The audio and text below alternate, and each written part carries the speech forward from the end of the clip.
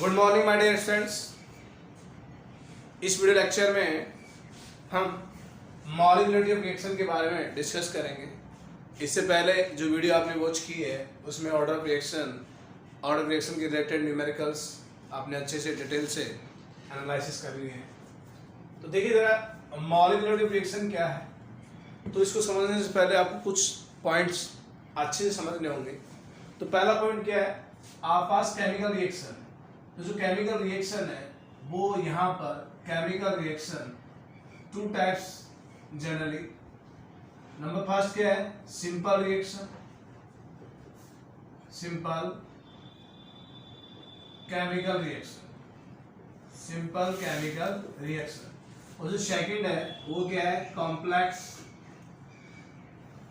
Chemical reaction, complex chemical reaction. धन्यवाद। तो देखिए जरा, सिंपल को हम क्या बोलते हैं, एलिमेंट्री भी बोल देते हैं इसको। क्या बोलेंगे इसको, एलिमेंट्री केमिकल रिएक्शन। अब ये एलिमेंट्री केमिकल रिएक्शन क्या है और कॉम्प्लेक्स रिएक्शन क्या है, इसको आप समझे जरा। मान लीजिए हमारे पास क्या है, ए रिएक्टेंट मॉलिक्यूल है, ए से डायरेक्ट क्या बना, बी प्रोडक्ट। तो ए यहाँ पे क्या है, रिएक्टेंट है, बी यहाँ पे क्या है, प्रोडक्ट। तो A reactant change into B product, only one step, that means single step. तो जो रिएक्शन सिंगल स्टेप में होती है वो क्या कहलाएगी, सिंपल केमिकल रिएक्शन या एलिमेंट्री केमिकल रिएक्शन।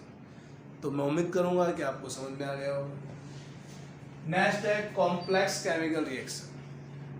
वो रिएक्शंस जो कि एक या एक से अधिक पदों में, that means one more than step में क्या होती है भैया, कैरी ऑन होती है या फिर कंप्लीट होती है, उसे क्या बोलेंगे, कॉम्प्लेक्स रिएक्शन। जैसे मान लीजिए आपने ए से क्या बनाया, सी बनाया, ए से क्या बनाया, सी। ए यहाँ पे क्या है, रिएक्टेंट, सी यहाँ पे क्या है, प्रोडक्ट। तो इसका जो बनने का तरीका है, बनने का जो प्रॉपर जो ओरिएंटेशन है वो कैसे है, देखिए स्टेप फर्स्ट इसमें क्या बोला, स्टेप फर्स्ट में ए से क्या बना, बी, ए से क्या बना, बी। और फिर बोल रहा है स्टेप सेकंड में क्या है, बी से क्या बना, सी। ध्यान दें, यहाँ जो स्टेप होंगी उसमें से एक स्टेप क्या होगी, स्लो स्टेप होगी, बाकी सब क्या होंगी, फास्ट होंगी। तो जो स्लो स्टेप होगी उसी को बेस मानते हुए हम क्या निकालेंगे यहाँ पे, मॉलिक्यूलर रिएक्शन। तो ध्यान देना, यहाँ कॉम्प्लेक्स रिएक्शन और ये क्या है, सिंपल रिएक्शन। मैं ओवरऑल बात करूँ तो मॉलिक्यूलर रिएक्शन जो है यूजफुल है वो सिर्फ किसके लिए, सिंपल केमिकल रिएक्शन के लिए। कॉम्प्लेक्स केमिकल रिएक्शन के लिए हम मॉलिक्यूलर रिएक्शन को डिटरमिनेट नहीं कर सकते। ऑर्डर रिएक्शन तो निकाल सकते हैं, कोई भी इसमें स्लो स्टेप होगा उस पर देख लेंगे, वहीं आपको रेट लो वेरीफाई कर देंगे और वहाँ से आपको ऑर्डर ऑफ रिएक्शन ऑब्टेन हो जाएगी। तो सिंपल केमिकल रिएक्शन और कॉम्प्लेक्स केमिकल रिएक्शन आपके समझ में आ गई होगी। अब बात करें, ध्यान दीजिए, जो रिएक्शन में जो रिएक्टिंग स्पीसीज है, जो रिएक्ट होते हैं आपस में, एक दूसरे से रिएक्ट होते हैं, उसे क्या बोलेंगे, रिएक्टिंग स्पीसीज, रिएक्टिंग स्पीसीज। अब यहाँ रिएक्टिंग स्पीसीज क्या हो सकता है, एटम भी हो सकता है और आयन भी हो सकता है या फिर मॉलिक्यूल भी हो सकता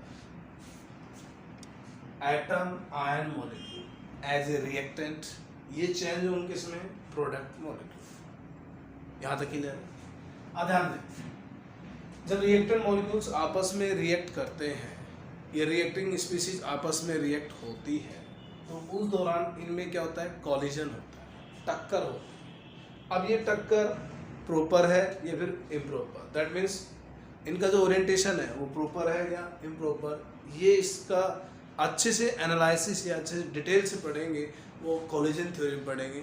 इस चैप्टर का लास्ट टॉपिक होगा कॉलिजन थ्योरी, तो वहाँ आपको बताएंगे।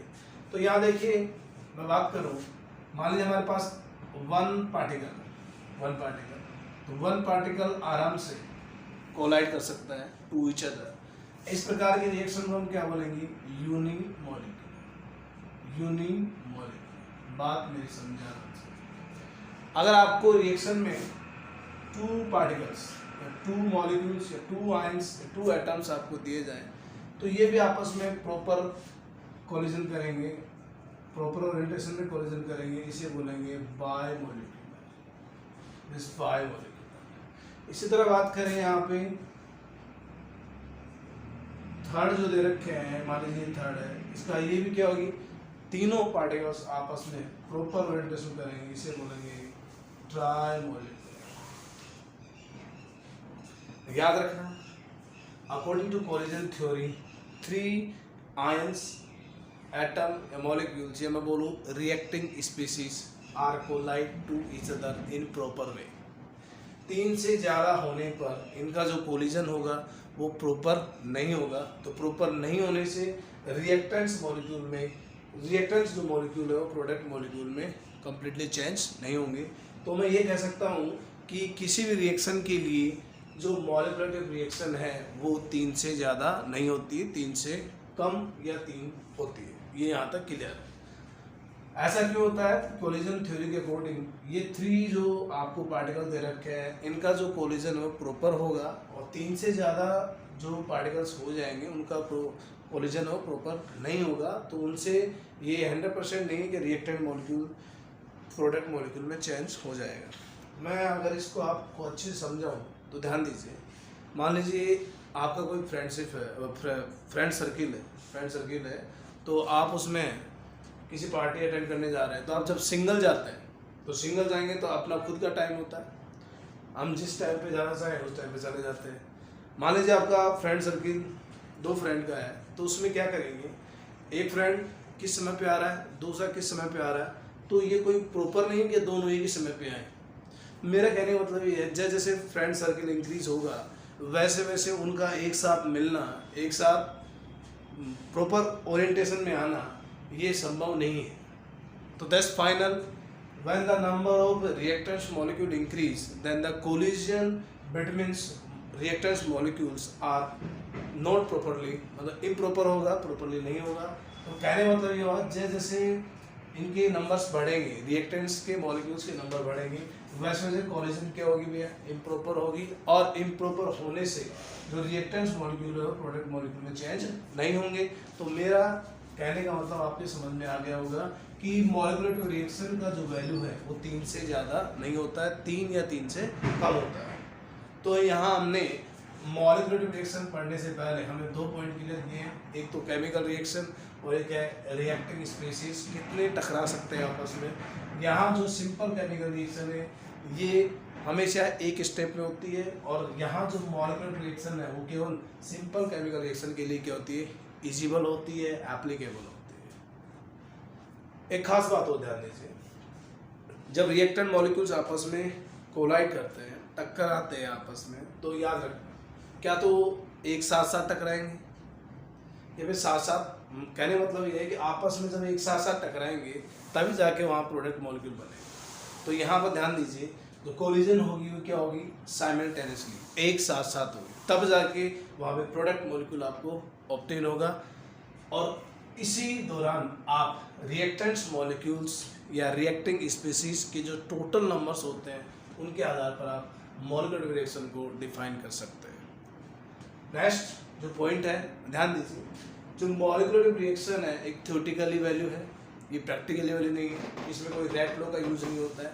ऑर्डर ऑफ रिएक्शन में आपने रेट लॉ का यूज़ किया था, जबकि यहाँ पर कोई रेट लॉ का यूज़ नहीं होता है। दिस इज थ्योरेटिकली वैल्यू, जो सामने आपका स्टोइकियोमेट्रिक कोएफिशिएंट लिखा हुआ है वही क्या है वहाँ पे मॉलिक्यूलर रिएक्शन। नेक्स्ट, कभी भी मॉलिक्यूलर रिएक्शन का वैल्यू 0 नहीं होता है। रिएक्शन अगर यदि रिएक्शन होती है तो रिएक्टेंट्स 100% होगा, उसकी वैल्यू कभी 0 नहीं हो सकती।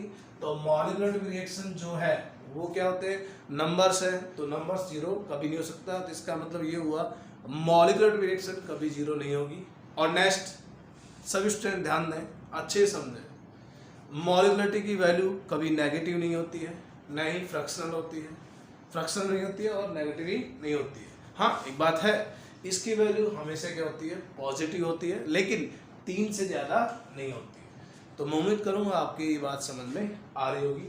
वापस सुने, समरी पॉइंट सुने। मॉलिक्यूलर रिएक्शन क्या है, total number of reacting species which are collide to each other simultaneously in a simple chemical reaction या elementary chemical reaction। दूसरा जो है ये क्या है, थ्योरेटिकली वैल्यू है, प्रैक्टिकली नहीं है। इसमें रेट लो का यूज नहीं होता है, जो ओरिजिनल लिखा हुआ है उससे आप देख के बता सकते हैं कि इसकी मॉलिक्युलरिटी ये होगी। मॉलिक्युलरिटी जो यहाँ दे रखी है, इनकी संख्या के आधार पर इन रिएक्शन को हम 3 टाइप्स में डिवाइड करते हैं।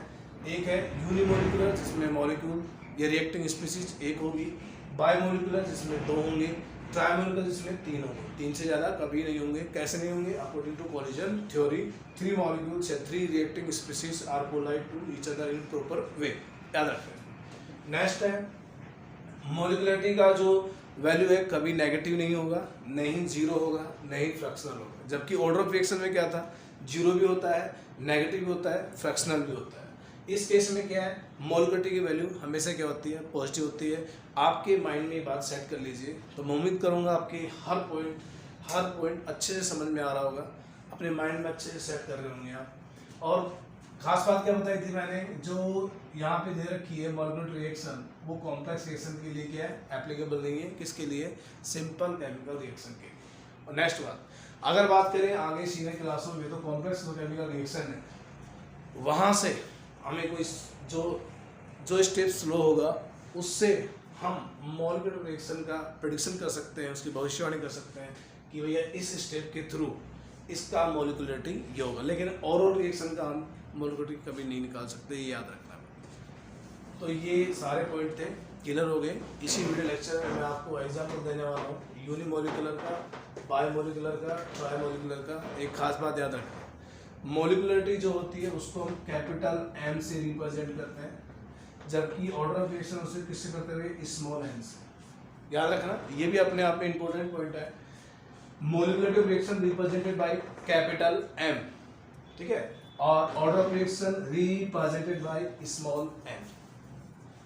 तो वीडियो में बने रहिए लास्ट तक। अब देखिए डेफिनेशन देखिए जरा। The molecularity of chemical reaction, the total number of reacting species। अब वो क्या हो सकता है, एटम हो सकता है, आयन हो सकता है, मॉलिक्यूल हो सकता है, मैंने वीडियो में बता दिया। Which are collide to each other simultaneously। मेरा कहने का मतलब ये है, एलिमेंट्री केमिकल रिएक्शन में रिएक्टिंग स्पीसीज आपस में कोलाइड करती है, बट एक साथ साथ करती है। उस दौरान जो टोटल नंबर होते हैं रिएक्टिंग स्पीसीज के, वही क्या कहलाएगी, मॉलिक्युलरिटी ऑफ रिएक्शन कहलाएगी। जैसे let a chemical reaction A + B change into product. अब यहाँ दे रखा है X and Y। X and Y ये दोनों क्या है, स्टोइकियोमेट्रिक कोएफिशिएंट है। इन दोनों का सम ही क्या कहलाएगा, मॉलिक्युलर रिएक्शन। अगर इनका सम क्या आ जाए, इनका सम M = 1 आ जाए तो उसे बोला जाएगा यूनिमोलिकुलर रिएक्शन। यदि M बराबर क्या आ जाए 2 तो उसे बोलेंगे बायमोलिकुलर रिएक्शन। यदि M बराबर क्या आ जाए 3 तो क्या बोलेंगे, ट्राइमोलिकुलर reaction. ट्राइमोलिकुलर reaction.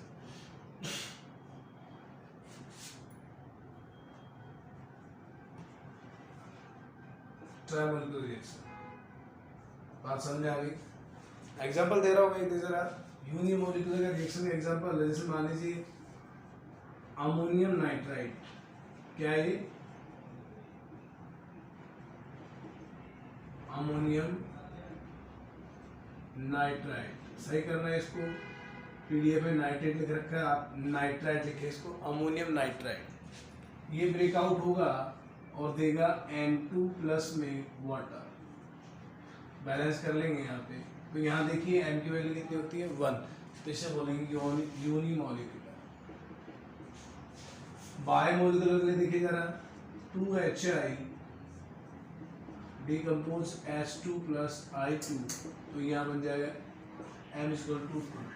This is biomolecular. इसी तरह बात करें हम NO2+ में O2, जब इन दोनों को जोड़ेंगे तो जोड़ने से यहाँ क्या बनेगा, हाँ जी, तो देखिए जरा NO2+ में O2, तो यहाँ 2 लगाए यहाँ पे, तो यहाँ बनेगा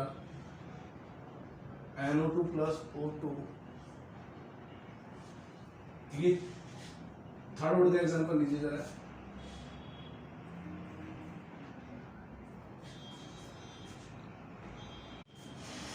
NO2 प्लस O2, जब इन दोनों को जोड़ेंगे तो यहाँ बनेगा 2NO2।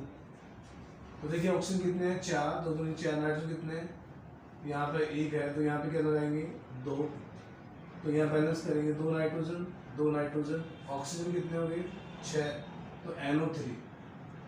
N क्या हो गया 3।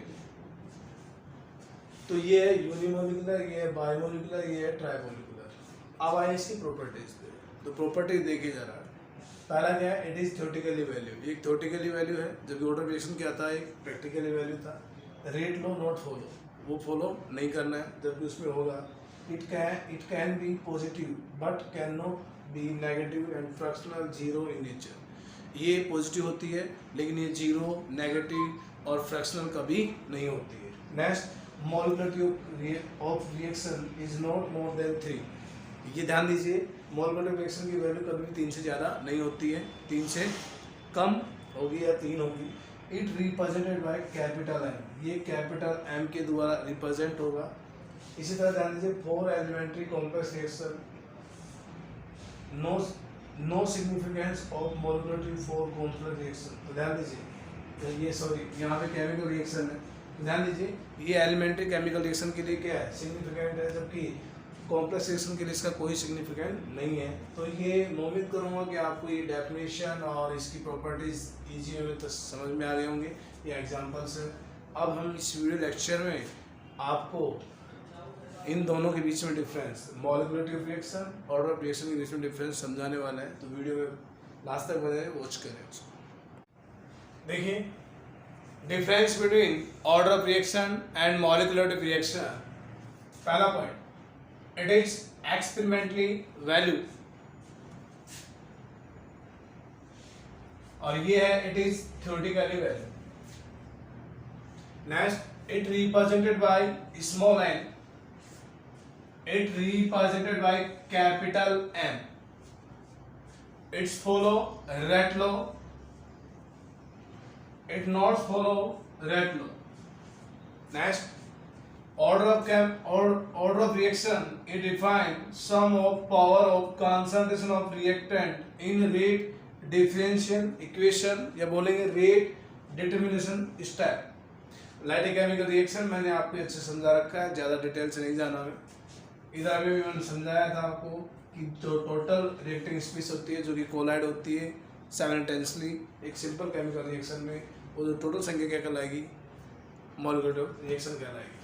नेक्स्ट पॉइंट और ध्यान दीजिए, फोर्थ नंबर 5 में ये है, इसका जो वैल्यू है, इसका वैल्यू ऑर्डर ऑफ रिएक्शन की value negative, positive, fractional and zero हो सकता है, जबकि मॉलिक्यूलर रिएक्शन जो है उसकी वैल्यू हमेशा पॉजिटिव होगी, कभी नेगेटिव, जीरो और फ्रैक्शनल नहीं होगी।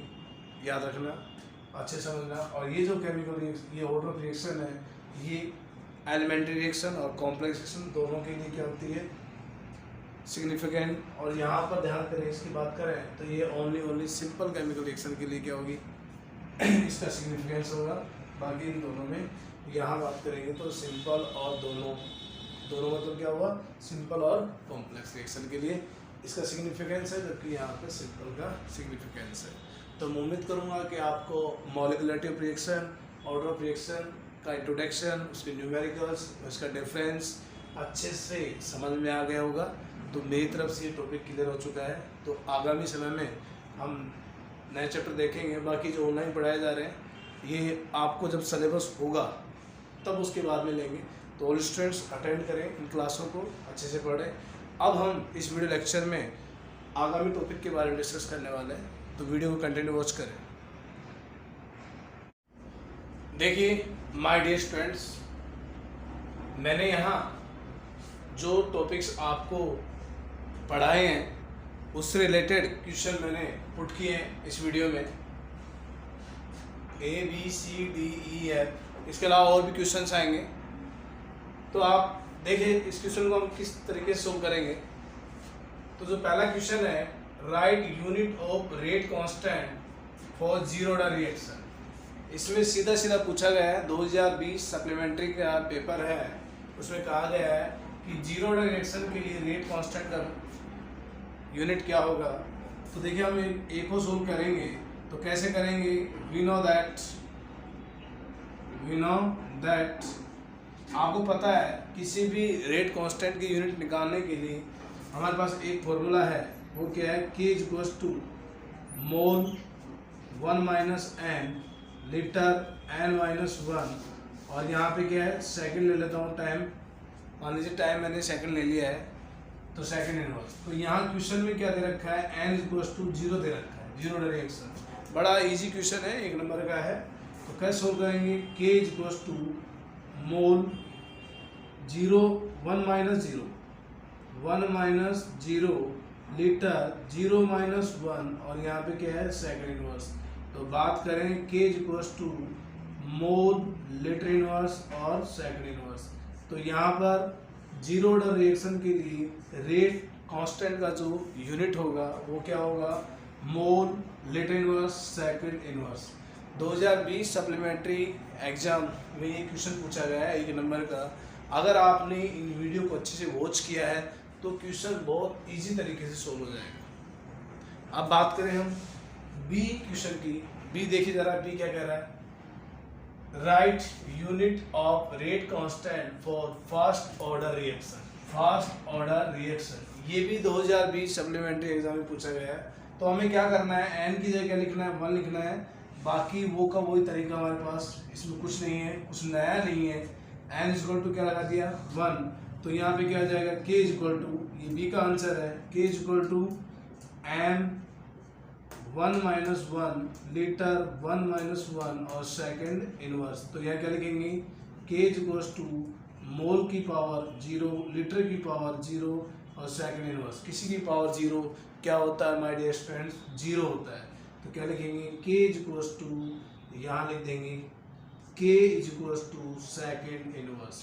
और जब मैंने आपको पढ़ाया था तब भी बताया था, फर्स्ट ऑर्डर रिएक्शन के लिए रेट कांस्टेंट का जो यूनिट होता है वो हमेशा टाइम इनवर्स होता है। तो यहाँ पे क्या है, देख के बता सकते हैं, फर्स्ट ऑर्डर के लिए रेट कांस्टेंट का यूनिट क्या होगा, time inverse. Time measure in second, तो ये सेकंड इनवर्स आ जाएगा। अदरवाइज जो भी है, जो क्वेश्चन मैं आपको दिया आप कर सकते हैं। तो देखिए हमने question number A, question number B को बड़े इजी तरीके से सोल्व कर दिया है। जिस स्टूडेंट ने वीडियो वॉच की है वही कर सकता है, अन्यथा कोई स्टूडेंट जिसने वीडियो वॉच नहीं किया है वो इन क्वेश्चन को सोल्व नहीं कर सकता। That's final. नेक्स्ट देखिए C, write any two difference between order of reaction and molecularity of reaction. 2020 exam main paper में पूछा गया है। अभी इसी वीडियो में मैंने क्वेश्चन सोल्व कराने से पहले इस टॉपिक पे डिस्कस किया था, difference between order of reaction and molecular reaction. तो देखिए जरा, इसने 2 ही डिफरेंस पूछे हैं, आपको 2 से ज़्यादा नहीं, जितना एग्जाम में पूछा जाए वो लिखना है। अदरवाइज आपका एक्स्ट्रा नॉलेज की उससे कोई ज़रूरत नहीं है, जितना पूछा गया है वही दे उसको, ठीक है। तो यहाँ क्या है, ऑर्डर ऑफ रिएक्शन, तो आपको पता है ऑर्डर ऑफ रिएक्शन जो होती है वो it represented by small n, तो it represented by capital M, एक अंतर हो गया। दूसरे क्या लिखेंगे, ऑर्डर ऑफ जो रिएक्शन है वो 0 भी हो सकती है, नेगेटिव हो सकती है, फ्रैक्शनल भी हो सकती है और पॉजिटिव हो सकती है। जबकि मॉलिक्यूलर रिएक्शन क्या होती है भैया, ये कभी 0 नहीं होती, कभी नेगेटिव नहीं होती है और न ही कभी फ्रैक्शनल होती है, तो हमेशा क्या होती है, पॉजिटिव होती है। तो मेरे अकॉर्डिंग 2 डिफरेंस हो चुके हैं। अब कई स्टूडेंट क्या होते हैं, बड़े मतलब सामान्य प्रवृत्ति के होते हैं, सर ये 2 ही अंतर लिखने हैं जो आपने बताए। अरे कोई फिक्स थोड़ी है, जो आपने स्टडी किए हैं, जितने पॉइंट्स मैंने पढ़ा है 4 या 5 जितने पॉइंट, उसमें से 2 पॉइंट उठा लीजिए और लिख दीजिए। कोई ज़रूरत थोड़ी जो मैंने बोल दिया वही लिखना है। तो याद रखना इस बात को, समझदार स्टूडेंट समझ जाएगा कि पॉइंट कोई भी लिख दें, आंसर एकदम संतुष्ट होना चाहिए। बाकी कुछ बच्चे ऐसे होते हैं जो कि सामान्य प्रवृत्ति के होते हैं, जो कि अपना रटने की प्रवृत्ति रखे रहते हैं। रटना नहीं है केमिस्ट्री में, जो आपके 2 डिफरेंस माइंड में याद आ रहे हैं वो लिखें, लेकिन लिखे ध्यान दें, दोनों ऑर्डर ऑफ रिएक्शन की एक साइड लिखें, दोनों एक साइड लिखें, चेकर बोर्ड बना के लिखें। बात क्लियर है। इस तरह बात करें हम डी की बात करेंगे। डी में क्या कर रहा है, right one difference between reaction and specific reaction rate. यहाँ ध्यान दीजिए, ये क्या है, मैंने एग्जाम जब मैं वीडियो में पढ़ाया था आपको रेट कांस्टेंट, तो रेट कांस्टेंट का नाम है स्पेसिफिक रिएक्शन रेट जो इसको बोलेंगे। तो यहाँ क्या है, रेट कांस्टेंट और रिएक्शन के बीच में एक डिफरेंस पूछा हुआ है। तो याद रखना, जो रेट ऑफ रिएक्शन है उसका यूनिट हमेशा क्या होता है, मोल, लीटर इनवर्स और टाइम इनवर्स होता है, जबकि रेट कांस्टेंट का यूनिट डिपेंड्स करेगा the value of order of reaction. Order of reaction में डिपेंड करता है, जबकि ये क्या हुई है, उसका फिक्स है मोल, लीटर इनवर्स, टाइम इनवर्स। अगर ये डिफरेंस अच्छा नहीं लग रहा तो आप क्या लिख सकते हैं, ये भी लिख सकते हैं, जो रिएक्शन है वो रिएक्टेंट की कंसंट्रेशन पे डिपेंड करती है, जबकि जो के है, के कंसंट्रेशन डिपेंड नहीं करता है। ध्यान दीजिए, मैंने वीडियो में ये टॉपिक करवाया नहीं करवाया, लेकिन मैं यहाँ बता रहा हूँ, रिएक्शन हमेशा रेट ऑफ रिएक्शन है वो हमेशा कंसंट्रेशन ऑफ रिएक्टेंट पे डिपेंड करेगी, जबकि रेट कांस्टेंट कभी डिपेंड नहीं करता। दूसरी बात, रेट ऑफ रिएक्शन जो है उसकी जो यूनिट है मोल, लीटर इनवर्स, टाइम इनवर्स होती है, जबकि रेट कांस्टेंट की यूनिट क्या होती है, जो ऑर्डर ऑफ रिएक्शन डिपेंड करती है उसमें क्या होगा क्या नहीं होगा। याद रखना, इस बात को अच्छे से याद रखना। और खास बात, ये जो रेट कांस्टेंट है ये टेम्परेचर के द्वारा और कैटलिस्ट के द्वारा ज़्यादा अफेक्टेड होता है। तो मैं उम्मीद करूँगा आपकी समझ में आ गया। ये 2020 में पूछा हुआ क्वेश्चन है मैन पेपर में। अब बात करेंगे rate constant of A chemical reaction is 1.72 × 10⁻⁴ second inverse. देखिए इस क्वेश्चन में क्या किया गया है, इस क्वेश्चन में आपका जो लॉजिकल पॉइंट है, माइंड का जो लॉजिकल पॉइंट है वो आपसे पूछा गया है। क्या कहा गया है, calculate the order of reaction. 2019 में पेपर में पूछा हुआ है। इसने क्या किया, तुम्हें गुमराह करने के लिए यहाँ डाटा दे दिया। तो तुम क्या करते हो, डाटा देख के न्यूमेरिकल याद करना शुरू कर देते हैं, न्यूमेरिकल फॉर्मूला याद करेंगे, सब कैसे करेंगे कैसे नहीं करेंगे। अरे इसमें क्वेश्चन क्या पूछा हुआ है, ऑर्डर ऑफ रिएक्शन। तो ऑर्डर ऑफ रिएक्शन पूछा हुआ तो क्या करेंगे आप, सीधा वहीं अटैक करना है जहाँ हमें ऑर्डर ऑफ रिएक्शन निकालना आता है। तो यहाँ पे क्या दे रखा है, सेकंड इनवर्स। तो सेकंड इनवर्स जाहिर सी बात है, सेकंड इनवर्स क्या होता है, टाइम इनवर्स। तो टाइम इनवर्स किसकी यूनिट होती है, फर्स्ट ऑर्डर रिएक्शन की। निकाल के देख लीजिए, यहाँ पर जो दे रखा है टाइम इनवर्स, अभी हमने निकाला था सेकंड इनवर्स, तो किसका है, एन वाला क्या रखा है 1। तो यहाँ याद रखना है, डाटा आपको गुमराह करने के लिए दिया हुआ है, बाकी जो इसका जो मेन आंसर है उस डाटा के पीछे की तरफ है। याद रखना इस बात को। Next app, right definition of order of reaction. तो ऑर्डर ऑफ रिएक्शन का डेफिनेशन पूछा है इसमें, तो मैंने अभी इस वीडियो लेक्चर में बताया था, तो आप उसमें देख लीजिए और समझ लीजिए। नहीं समझ में आया तो ऑफलाइन क्लासेस जब चलेंगी तो हम डिटेल समझ लेंगे, ठीक है। इसके अलावा और भी क्वेश्चंस हैं वो बताने वाला हूँ इस वीडियो लेक्चर में, तो वीडियो में बने रहिए लास्ट तक। देखिए जरा और भी क्वेश्चन है, बाकी और क्वेश्चन आपको पीडीएफ के थ्रू ग्रुप पे भेज दिए जाएंगे। इतना समय नहीं है, आप तो समय निकालते नहीं हो, हम पूरा समय देते हैं आपको। Right definition of specific reaction rate. अभी मैंने क्वेश्चन सोल्व करवाया था ये कि रेट कांस्टेंट का यूनिट, रेट कांस्टेंट जो है उसकी डेफिनेशन क्या है। याद रखना, when the rate of reaction, यहाँ पर क्या पूछा है, रेट कांस्टेंट पूछा है, तो याद रखना the rate of reaction is defined, rate constant when the unit of concentration of reactants molecules are unit. याद रखना इस बात। नेक्स्ट एच देखिए, in a reaction the order of reaction is found to be 2 with respect to A. A के respect में क्या है, second order है, और बी के रेस्पेक्ट में क्या है, फर्स्ट ऑर्डर है। वापस ध्यान दीजिए ऑल स्टूडेंट्स, जी वाला जो क्वेश्चन है इसमें रेट कांस्टेंट डिफाइन करना है। रेट कांस्टेंट को जब डिफाइन करेंगे तो रेट ऑफ रिएक्शन ही क्या कहलाता है, रेट कांस्टेंट कहलाता है, जब आपकी रिएक्टेंट्स की जो कंसंट्रेशन है आप उसको यूनिट माने। तो the rate of reaction is defined rate constant when the concentration of reactants molecules are unit. याद रखना इस बात को। हाँ जी, यहाँ पे दे रखा है ए के रेस्पेक्ट में तो सेकंड ऑर्डर दे रखा है, बी के रेस्पेक्ट में दे रखा है, फर्स्ट ऑर्डर दे रखा है। तो उसमें सबसे पहला पूछा है रेट लॉ। रेट लॉ क्या होगा, ध्यान देना, रेट लॉ क्या होगा, मैं सोल्व कर रहा हूँ, यही सोल्व कर देता हूँ। तो यहाँ पे क्या हो जाएगा, रेट इज इक्वल्स टू के ए के रेस्पेक्ट में क्या है, सेकंड ऑर्डर, और बी के रेस्पेक्ट में क्या है, फर्स्ट ऑर्डर। तो लीजिए ये बन गया है, यहाँ पे क्या है, रेट लॉ, ये रेट लॉ। दूसरा क्या पूछा है, what will be the rate of reaction if the concentration of A. A का जो कंसंट्रेशन है वो क्या कर दिया जाए, हाफ कर दिया जाए, और बी का कंसंट्रेशन डबल कर दिया जाए, तो देखिए जरा ए का कंसंट्रेशन हाफ करेंगे तो यहाँ लिखेंगे रेट इज इक्वल्स टू के बी का तो क्या करना है भैया, ए का तो हाफ करना है और बी का क्या करना है, डबल करना है, बी का डबल करना है। सभी ध्यान देना, ए का तो क्या कर रहा है हाफ और बी का क्या करना है, डबल करना है। तो मैंने यहाँ रख दिया है, तो क्या लिखेंगे 1/2 का पावर 2 डॉट 2 की पावर 1 और यहाँ लिखेंगे a की पावर 2 और b की पावर 1। ध्यान दीजिए यहाँ पावर 2 है तो 1/2 की पावर 2, तो यहाँ लिखेंगे क्या 1/4 इंटू 2, तो 2 से 2 कट, तो यहाँ पे क्या आ जाएगा 1/2। तो जो रेट ऑफ रिएक्शन है उसमें क्या फैक्टर पड़ेगा, ये 1/2 क्या हो जाएगा, इंक्रीज हो जाएगा। अब बात करेंगे इसकी रेट कांस्टेंट ऑफ रिएक्शन, वही उसी प्रकार का क्वेश्चन है। ध्यान दीजिए मैंने कहा था डाटा के पास क्या आएगा, यूनिट आएगी और यूनिट देख के आपको बताना है कौन सा ऑर्डर ऑफ रिएक्शन होगा। तो यहाँ यूनिट दे रखी है सेकंड इनवर्स, तो ये कौन सा ऑर्डर हो जाएगा, फर्स्ट ऑर्डर रिएक्शन। तो n इक्वल टू क्या हो जाएगा 1, तो ये प्रकार का फर्स्ट ऑर्डर रिएक्शन है, याद रखना इस बात को। और right the unit of velocity constant for second order reaction, तो n की वैल्यू यहाँ पे कितनी दे रखी है, 2 दे रखी है।